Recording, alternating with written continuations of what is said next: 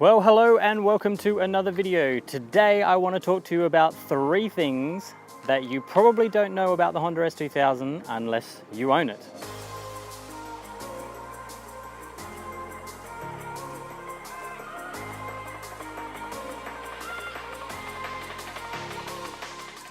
So these are just 3 things that I've discovered about the S2000 that I wasn't aware of until I owned the vehicle.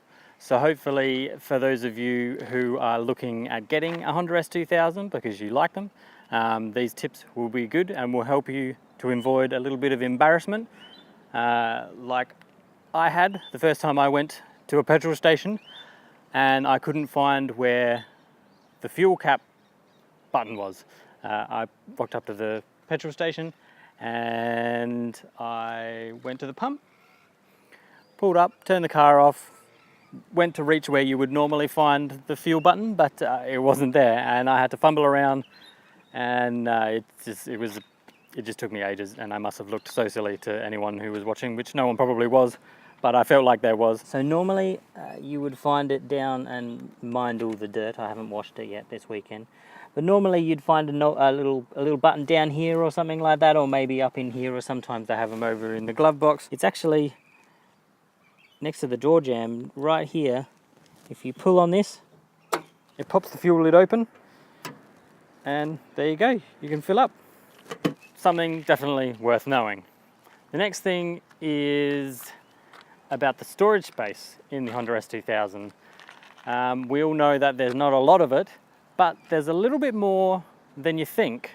There's a little hidden compartment that you might not know about, and it's handy for putting something like owner's manuals. Like normally you would keep your owner's manual in the glove box, right? Well, the S2000 doesn't have a glove box, but it does have a little cubby hole. So this is the boot of the S2000, and normally in a car, underneath this section here, you would find the spare tire, but of course it's in here for the S2000, so under here is actually a little compartment. Now you've got your tools in there for changing your tires, but you've also got this section in here which has a little bit of junk in there at the moment because I haven't cleaned it out, but there you go, the aftermarket stereo I've got in the car, got the booklet for that in there, I've got my owner's manual in there, and you could keep a whole bunch of other things in there. You could keep your service book in there, anything that you don't need access to straight away, keep them in there. So that is a good thing to know.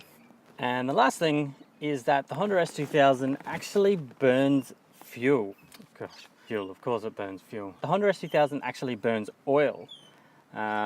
This is something that I knew about with my rotary, my RX-8.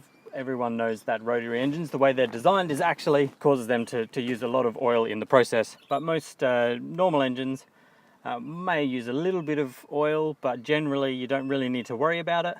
You can go between services. If you're getting a service regularly, it's no problem because you get an oil change every service.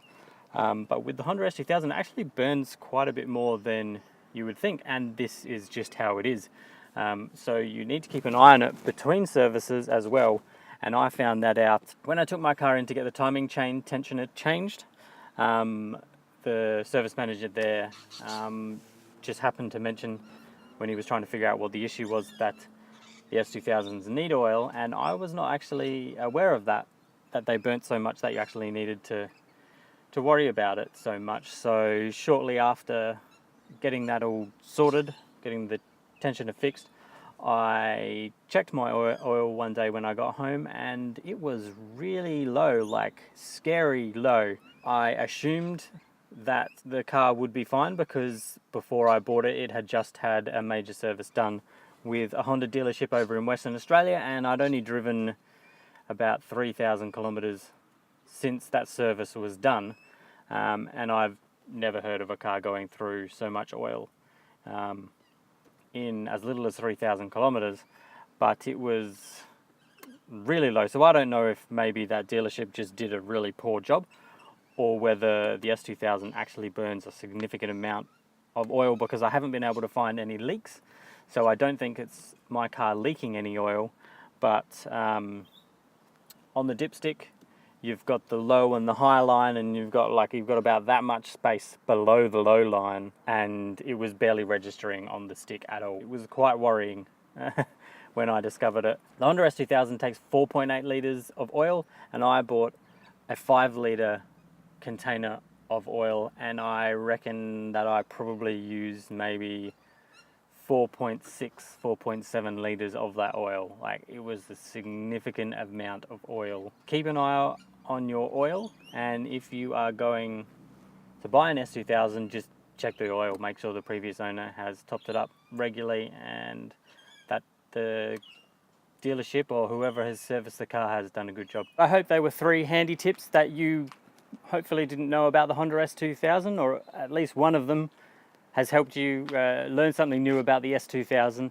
so you are better informed when it comes to possibly purchasing one of these amazing cars. Give the video a thumbs up if any of these tips have helped you, and hit that subscribe button so I can see that people are interested in my videos, so that I keep myself motivated to keep making them. Have a good one.